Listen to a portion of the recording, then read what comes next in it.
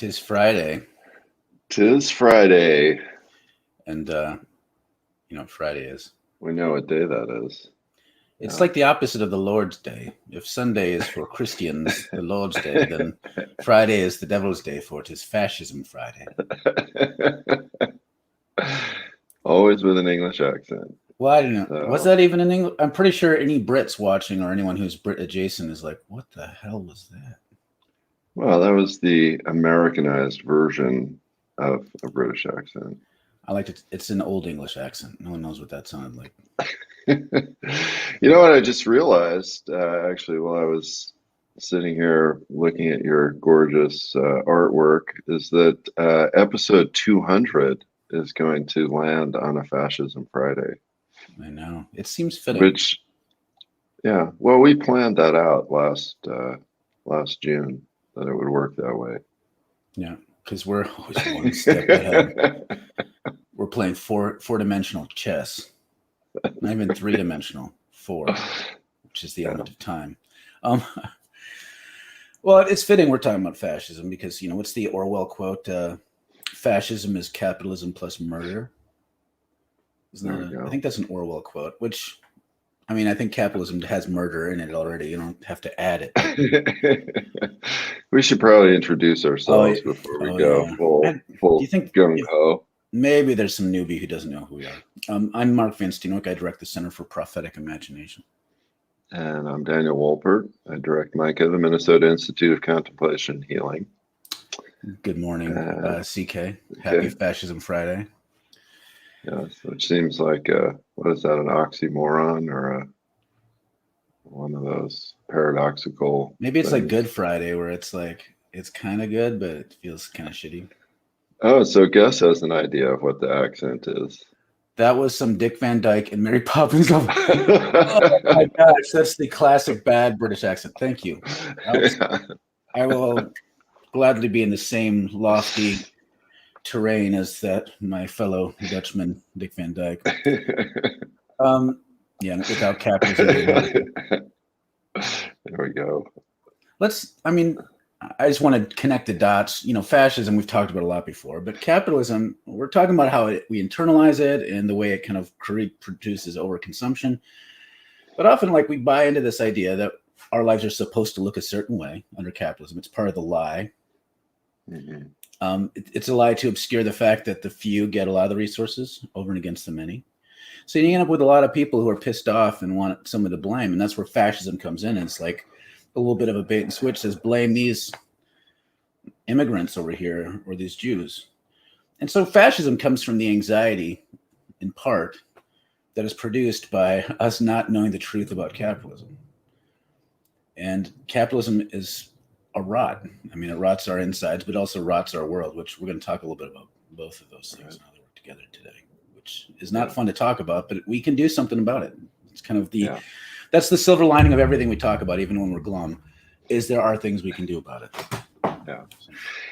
And a lot of that thing to do about it really, and this is why we're always connecting back to spirituality and spiritual practice, because a lot of it has to do with how do we work with all of these internalized structures that have been given to us, sort of force-fed to us, mostly, when we're kids, and then are constantly reinforced. Right? Every time we, see a Visa commercial that tells us we can live our best life if only we go into credit card debt, that just reinforces all of those ideas. And one of the things that one of the places that we wanted to start today is with this spirit of consumption, right? Because that's one of the ways that that people talk about capitalism. And a friend of mine who I really also consider to be one of my spiritual teachers is this native woman in northern Minnesota who who's got a real kind of potty mouth. That's a lot of fun because I have one too. And what? That's how uncouth of you. Yes, uncouth of me. And the way she put it in one of our recent conversations, she said, our plan as natives 500 years ago was not to be, spending our whole lives sucking Wendigo dick. That wasn't the plan. And I mean, what she means by that, so the Wendigo is this native image of this kind of spirit of consumption and the spirit of destruction, right? And that as white people arrived here to colonize and to take over, they brought with them this endless spirit of consumption. And I thought about this again. You posted this little meme the other day, right? That under capitalism, a forest has no value until it's cut down. Right? Unless it's a tourist attraction, I guess. Yeah, right. I mean, there are a few other ways that we can try to make money off of it. But predominant way that wealth is extracted from the land is through taking it away. Through destruction, and consumption, and so this spirit of I don't have enough, I need more, I need to get more and more and more and more, right? That is very much spiritually what's at the heart of this entire capitalist enterprise, right? So that whatever amount of money I have in the bank, I need more. Whatever amount of market share I have with my company, I need more. Whatever, and so there's this endless drive to consume. Mm-hmm. And the notion that I could not need more, right, is actually, we talked about this a lot on Wednesday, is actually sort of moralized as bad.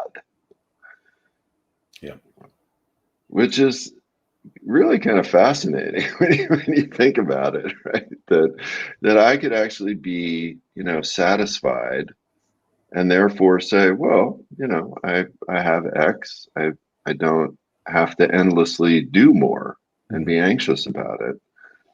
Like that is seen as morally bad, moral failure. You lazy shit. Exactly. Well, this creates a weird social cycle, psychosocial like feedback loop. So we might be tempted to feel content because we'll watch a movie and see the rich man on the deathbed saying, "Oh, I only wish that I had spent more time with my family," and we think, "I want to live that life." Right? But then we're bombarded with these external messages to consume more, and then even the destruction that we like. Meanwhile, our whole economy, we've talked about this before, is based upon continual consumption. Like the Dow Jones being flat is a bad thing. What you think about that? Right. That's being this same or down would be sustainable, but it has to go up. And if it doesn't go up, consumers are to blame because consumer confidence is low. And then we're bombarded again with messaging. And then the negative, the deleterious effects, if you will, of our overconsumption.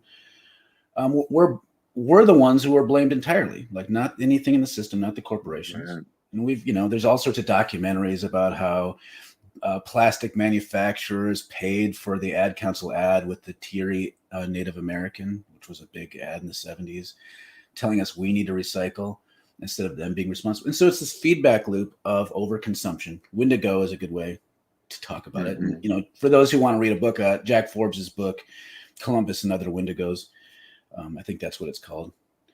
I mean, it's a great imagery of what it means to be kind of the white capitalist way of seeing the world. And we get sucked into it. And if we don't fall in line, we are shamed and prodded and propagandized to until we fall in line.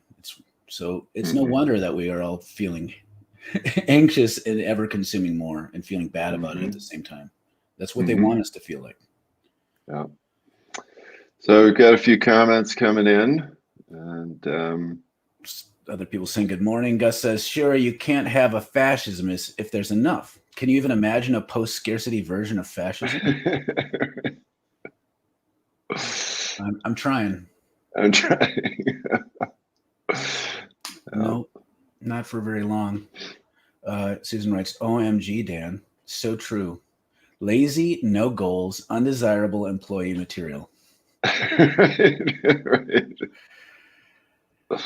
Is there ever a point we can rest or at least just maintain? This is where it's like, think about how Yes. bizarre that it is that resting is a form of resistance. Like, Walter Brueggemann wrote a book about Sabbath as resistance.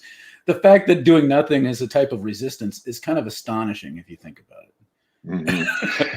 Yeah, and this is a great question, Susan, and this kind of gets to one of the other things I was thinking about for today and talking about, which is the model of ecosystems and balance, right? So if you think about ecosystems, now ecosystems do evolve over time.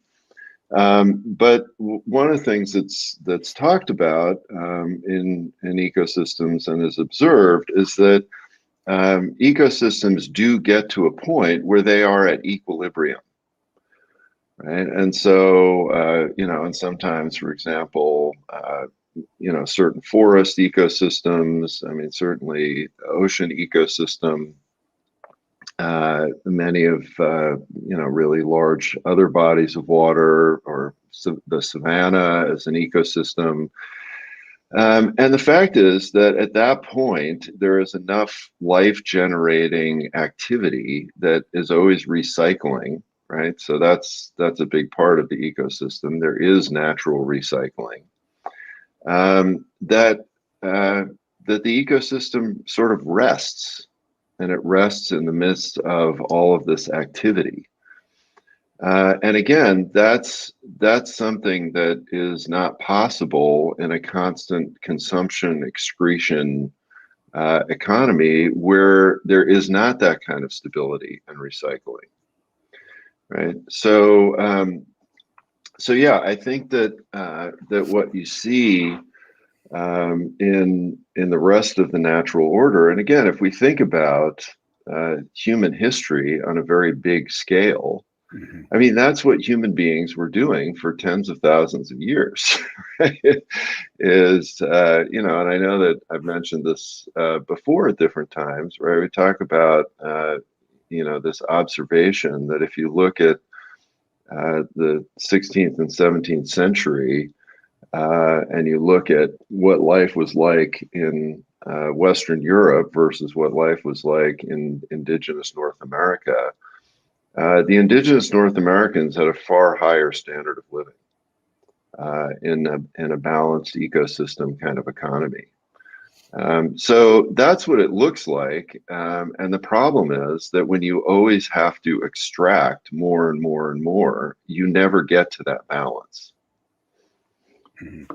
So this is a big comment, and just a reminder: this got Klaus's comment got clipped off. Anything over a certain length, can't tell you exactly how much will get cut off, and we won't see the end of it. So try to break it into pieces if you can. Okay, definitely not true with all due respect. Moreover, and mainly, things can be better regulated under capitalism. Well, yes, they could be better regulated. I'm not going to disagree with that. Let us call things by the names they have. Okay. Capitalism is an economic mode of production. That's not all it is. The state and how it acts is a different thing. No. And by the way, it usually works in favor of that economic mode of production. 2008 to 9 is already a part of a history in order to tell us, just to give examples, some dose of reality is important. It goes on. I agree that we can talk about these as different definitions of things, but that doesn't make them different things. I mean, we can get into all sorts of stuff about, like, Marx says the state naturally comes about under capitalism in order for the people who have access more to defend their capital. So we could define those things separately, but they interweave. And the reason why I don't like defining them separately is almost always someone will come up and say, on paper, capitalism is non-coercive and non-oppressive. And the only reason it has been through all of history is because of this nasty government business. And I'm like, that's a dishonest telling to me.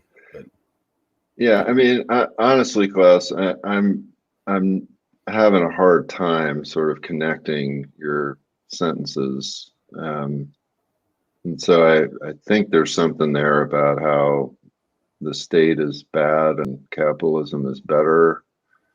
But So it's hard to say because it gets cut off. I think there's something there. I'm not really sure, but yeah, I mean, this to me is, is one of the classic things that we're sort of brainwashed into refusing to acknowledge, right? Which is that the state becomes a coercive agent for capital, um, mostly through raising an army, right?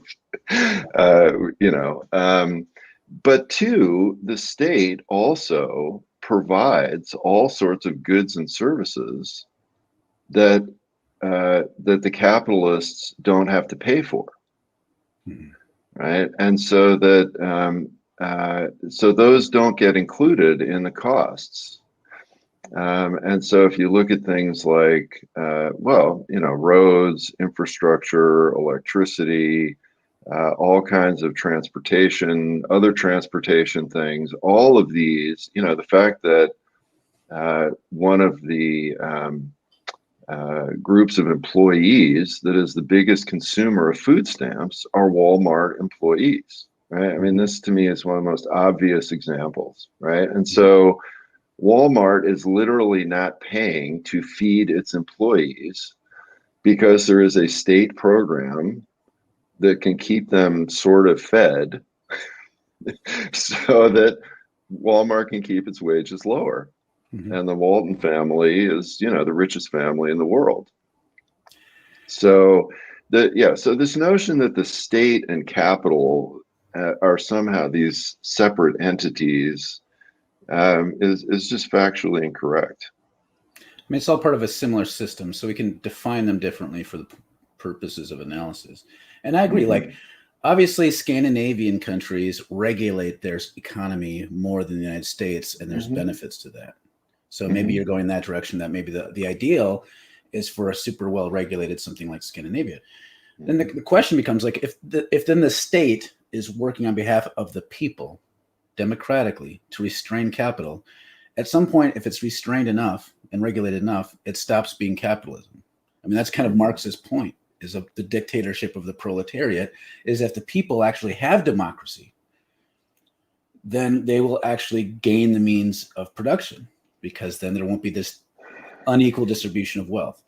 So there's some definitional stuff in there. I'm not going to argue too much that regulation can be good, but there's something intrinsic about capitalism and ownership of land and labor that will inevitably lead where it's led. That's what we're trying. And this is also where this where the spiritual piece comes in, because it's not that this is the only problematic system in human history, right? That's also not what we're talking about. We're talking about this a lot because this is the system that we are living in, right? If we were living in feudal times, we would be talking about the issues related to feudalism a lot more, but we're not living in that time. So it's interesting historically, but it's less interesting practically.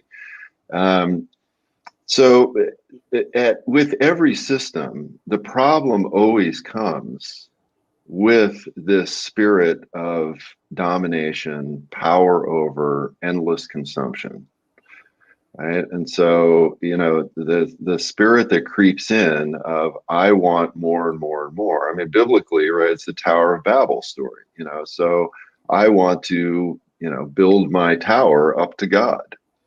And I'm going to just marshal all the resources and oppress people and do all the stuff so that I can become God. And that is the spirit behind all of these imperialized systems. And so that's why it's so important for us to work with that in ourselves and in our communities, because it is true that it doesn't matter what the system is. If that's the spirit that is leading the system, that is always going to become a problem. Yeah. More comments coming in. William writes, we need more rage and more sublime madness. Sublime madness could be a really good. I like that. I don't know, grunge band from the mid-90s, maybe. This is no time to rest. There are apocalyptic times. These are apocalyptic times, and we must stand against the greatest Goliath imaginable. I love that. Very poetic. Thank you. Yeah. Susan writes, yes, I love this ecosystem talk negative feedback loop. Alan writes, for this reason, resting is resistance. I dislike the song, Those Who Believe in Freedom Cannot Rest. Mhm. Theodosius writes, things can be better regulated in capitalism. Just how? Remember, whatever wealth the rich have has been stolen from the poor. Right. Yeah, I mean, I saw a great comment on this the other day. Like somebody was saying, well, if I had as much money as Jeff Bezos had, like I would just be running around fixing all the problems, child poverty, gone, this, gone, that, gone. And of course, that sounds great. But the problem is the reason somebody has gotten that wealthy is because they don't have any problem with extracting from people in the earth to create all those problems, right? So that's the thing, is the people that would actually want to fix those problems would never become that wealthy. And so that's the reason why the charity model of gracious billionaires does not work. Doesn't really do much to change the system at all. Yeah. CK writes, how long do you two think they can keep this kind of capitalist system going until it collapses? I think it's already collapsing. I mean, we're going to have a long collapse rather than a sudden one, probably, in a lot of ways. And we're already seeing ecological collapse. Yeah. Yeah, I mean, I don't know if we mentioned on this show, but I think it was originally a book, and then the guy turned it into an interesting, like, natural history museum exhibition called Collapse, where he looked at the collapse of different historic civilizations and empires. I think he looked at like the Mayans and Is that Jared Shinto dynasty. Yeah, I think that's the guy's name. As I said, I didn't read the book. I saw the museum exhibition, and what he comes to in studying all of this is that what causes the collapse ultimately is ecological collapse. That the imperial systems become so extractive that the food sources end up drying up, and various bad ecological crises come, and the empires can't sustain themselves. And so, clearly we're in the midst of that, except at this point it's global. There's nowhere to go. So, yeah, so what that looks like, obviously there have been tons of sci-fi kind of stories about, what happens when the electric grid goes down and all that kind of stuff. But yeah, I don't know.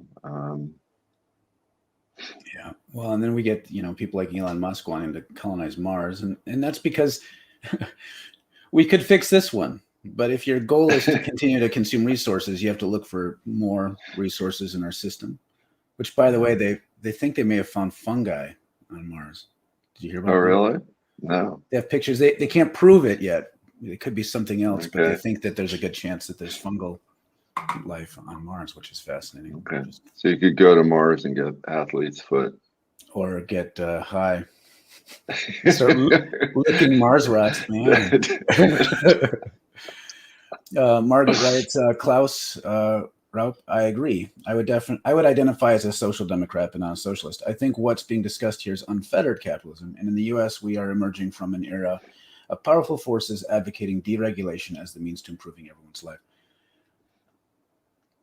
I mean, we're talking about capitalism in general, but yes, I mean, I want to underscore, I would rather have Sweden or Norway's type of capitalism than what we have in the United States. Definitely would rather have social democrat states rather than whatever it is we have, right-leaning ones.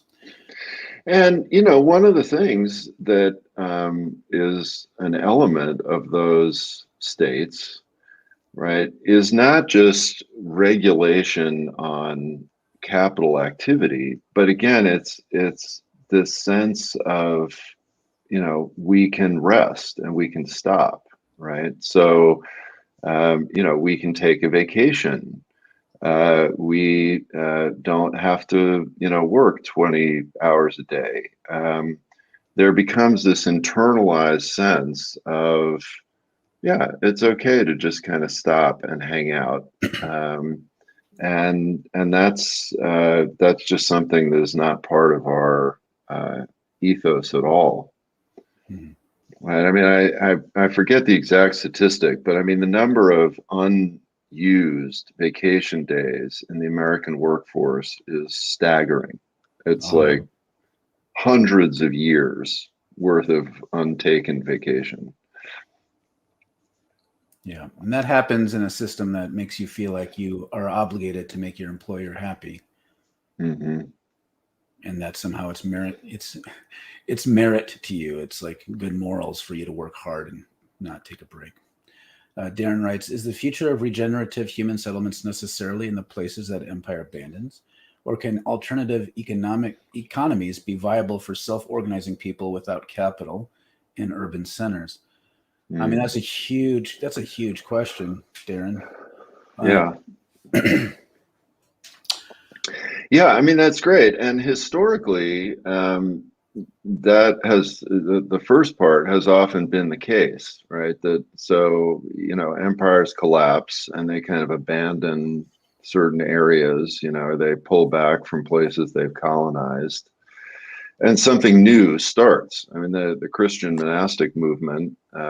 That's how that began, right? As the Roman Empire was collapsing, there were these abandoned places in northern Italy, and people, started creating these little communities. And we're certainly seeing some of that, for example, in Detroit, right? I mean, Detroit is a great example of how capitalism just doesn't care about community and basically allowed an entire city to sink into this post-apocalyptic kind of hell realm. And a lot of people now are sort of moving into these abandoned places and creating something new. Um, and so, yeah, I mean, certainly places that are given up on are nice spaces for trying something new, for sure. it's definitely, I mean, you have more access to things that are easier to work with than trying to do stuff within, like, a great example is, San Francisco or even Minneapolis now. Property values are going up. So if you don't have capital, it's hard to even live here, Mhm. Yeah, let alone organize. It's not impossible. I mean, people are organizing all the time and trying to yeah, create structures of dual power, which is an idea of like creating an alternative system to rival established systems, like mutual aid and things like that. But it's harder. But I think we have to kind of work with where we're at and what we have to work with, because a lot of people, if you have no capital, it's not like we can run off to the woods and like, because that stuff's still capital like owned too. So you got to work with where you're at, and that's a big question that I wish we had more time to hmm really dive into more. hmm Susan writes, if you say the state is bad and capitalism is better, then what? Libertarian political system? 2 words, Ayn Rand, horrid philosophy. Yeah, good old Ayn I'm not Rand. sure that's what Klaus was advocating. I couldn't tell if he was No. advocating that or advocating more of a Scandinavian style social democracy. Ellen writes, "Is things can be better regulated under capitalism? My emphasis is supposed to mean capitalism could be better than they are right now, or capitalism is better than any other organization, structure, tendency." I mean, that's usually what ends up happening. Like, I think what we have now could become better. I don't think this is the best system, but part of the lie that we are indoctrinated into thinking is that this is the end of history. Capitalism is the best system the world has ever been able to produce. Therefore, we just have to make this better, and any talk of anything else is stupid. I mean, that's kind of the message. That's why anytime I say Yeah. capitalism bad, they're like, would you rather be killed by Lenin in the face? I'm like, oh, well, why'd you go there? Right, But right. that's how it Yeah. always goes, because we can't even imagine an alternative. Well, hmm I mean, there's that Ursula Le Guin quote. I wish I knew it off the top of my head, but people used to think that the divine rights of kings would last forever, and it didn't. Capitalism won't last forever. hmm I think that's a good way of thinking. Um, Aaron writes, the spirit of consumption. Capitalism is also alive in other forms of government and philosophies. Nitpicking definitions misses the point of the spiritual deficit that is consumption. Well, yeah, I mean, and that's one of the things we've been talking about. I'm not sure that the issue is nitpicking definitions. I think definitions are important. And I think it's also important to recognize that, yeah, I mean, this spirit of the will to power and consume is present in all human systems, and it's present in humanity. And yeah, we have to be getting at that. And if that's not changed, then yeah, switching out the system after time is not going to make much difference. Yeah, some systems like are bake in some bad tendencies. It's like, humanity's messy, so we have competing interests all the time, and we have to examine them and try to like build off of our better instincts rather than some of these worse ones. And then we have to tell all these myths and lies and build systems and oppress people and use weapons in order to maintain a system that's bad for people, which is what we have now. All right. Well, we're at time. We got a lot of comments, so we're gonna have to do our rolling through, which we're not very good at. But William says, anyone defending capitalism either doesn't understand what it is and what the role is in it, or they are an employer and owner, or they are under the delusion that they will one day be an employer owner themselves. There's some truth in that. I don't know if that's like 100% true, but I generally agree with that sentiment that you either duped or you have a vested interest, is what I'm hearing you say. God hates cops, says. Have you guys considered Leninism? Anarchism has never. Is that your given name? Hates must be the middle name. Yeah. Have you guys considered Leninism? Anarchism has never achieved anything anywhere, while socialism has already doubled life expectancy for 1/5 of the world. I'm not going to get into an anarchism Marxist-Leninist pissing contest. So I've read, especially when we're over time. Yeah, I am not a fan of Stalinism. I'll put it that way. I'm not a tanky. Gus writes, sports stadiums is another of the quintessential examples of U.S. government subsidizing capital. They give away the means to make a metric shit ton of money. Why doesn't that money go back into the public coffers for public good? That's a great example of the way that government and capitalism collude. And Minneapolis is ground zero for that $450 million into the new stadium, which is called U.S. Bank Stadium. Yes. Yeah. Endless consumption is unsustainable from an ecological perspective. It only flies because external costs are not factored in. For sure. We don't really pay for the actual cost of things. People don't often get that. People are not aware what this economic system is really costing us. Think about what happens when gas prices are low. Everyone gets excited, especially if it happens under a Democrat president. They're like, look, we're winning the economy. We're better than Republic, that kind of thing. I'm like, we're not paying the actual cost for gas when we pay for gas. And low prices are not necessarily a good thing. Bert says, nobody has any business having such a disproportionate say in how our collective resources are allocated. Amen. Yeah, Amen. Absolutely. Collapse is also a documentary, Ellen says. Yeah. I didn't know that. Great. Yeah, I didn't know that. Shell writes, discussion fits nicely with reading The Great Work by Thomas Berry. Yeah, Thomas Berry, all of his work really advocates a much more ecological response and relationship in human society. Yeah, for sure. Gladys writes, good morning. Please connect to the prophets, Isaiah 5, Ezekiel, Hosea, and others. I mean, the prophets have a lot to say about the way that empires treat the earth.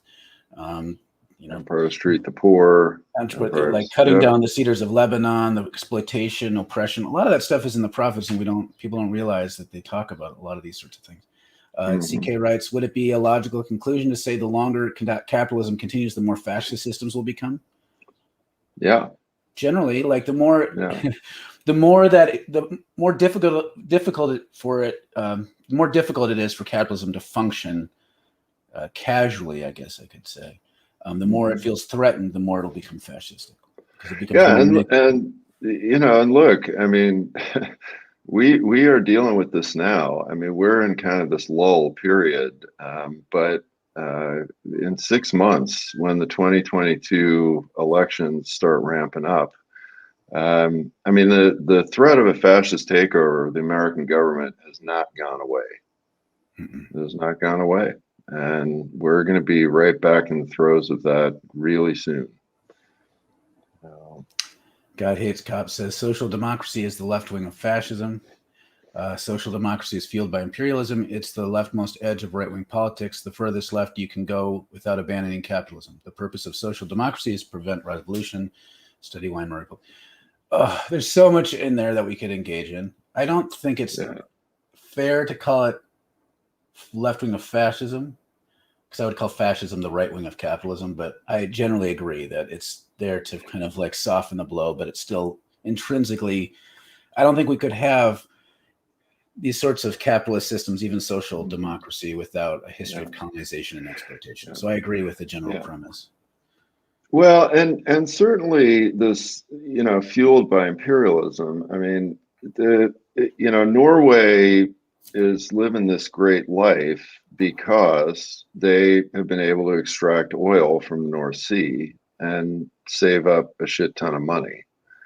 And so obviously that is deeply connected to the entire capitalist global world order. I mean, and I think that oftentimes we want to ignore that, and we want to ignore, for example, what happens in those countries when there's immigrant influx and suddenly you have this like fascist parties appearing all over the place. And so it looks good as long as it's not too impacted by a lot of other stuff. If you look at it in isolation, but we don't live in isolation. So yes, the resources they get are more equitably distributed amongst their people, amongst themselves, which that is better than not that. Right. Gladys writes, the need to rest is embedded in the practice of Sabbath and idealized in the Jubilee offered in Leviticus. Yes, Jubilee. Absolutely. We talked about that before. It's a very subversive idea that fundamentalist Bible readers don't like to look at. Susan writes, boy, not me. I use my vacay time. I'm too old for that time. Amen. All right, Susan. Susan uses her vacation time. Yeah, I would always use mine up, and I'd also use my sick days strategically also. Ed writes, the ideal are the democratically run co-ops, in my opinion, but that takes a good democratic government. God Hates Cops. The first question is not how we would organize society after revolution. The first question is how do you overthrow the capitalist state? And how do you defend the revolution from reaction? If we don't hammer that out, the rest is meaningless speculation. I mean, there's so much. You got to keep going, Mark. Ed writes, we will have to have a true global revolution of values away from accumulation and consumerism. Otherwise, we are fucked. Susan writes, what about the difference between a transactional and relational economy? Oh, yeah. There's so much stuff coming up, guys. Relating as in having a sense of connection to others, the earth, its resources. Yes, yes, yes. GHC writes, typical Western anarcho-liberals who only support safety impotent strategies and only support revolutions that failed. Abandon your liberal ideals. Okay, you're just sounding like a comic book character of a Marxist. Anyways, Jim writes, no, it's not going away. CK writes, A Century of Self is a great documentary to watch without capitalism. Yes, Century of Self is that's an Adam Curtis documentary. That's really fascinating. Ellen writes, do you know today is one of the times Facebook is trying to make money off you with their Send Star system? I did not know that. I did not know that. And final word from Catherine. Yes. I like when Catherine's coming in. History note. Norwegians did create their social economy pre-oil, but we're seeing now how their system is vulnerable to far-right movements. And there we go. There we go. And Catherine could have said that comment in Norwegian. That's true. Which is doubly awesome. Oh. All right. Well, thanks a lot. It was great having everybody here. And we will be back next week with a topic heretofore not determined. Maybe we'll talk about anarcho-liberalism. Is that what we're? I don't know. We'll see. See y'all next week. Bye, everybody. Bye.